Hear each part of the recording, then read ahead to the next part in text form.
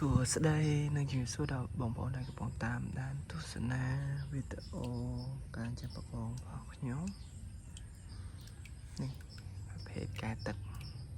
វីដេអូមុនបងប្អូនបានឃើញនេះគឺទឹកដុះស្លែហើយទឹកដូចជាអត់មាននេះទេអត់មាន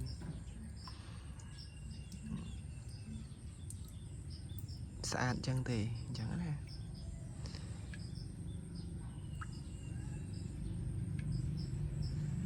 តែឥឡូវឃើញទឹកស្អាតហើយ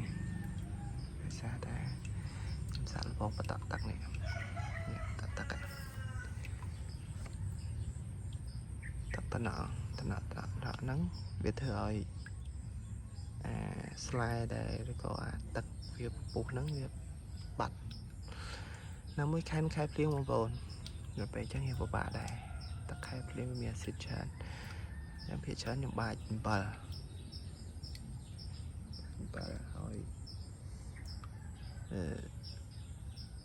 ទឹកហ្នឹងវាកាត់អាស៊ីតអញ្ចឹងណាបងប្អូន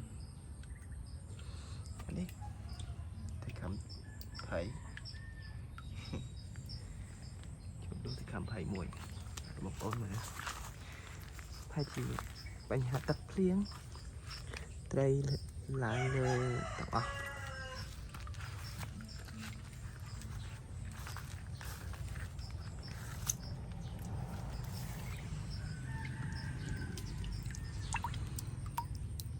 ខំភ័យ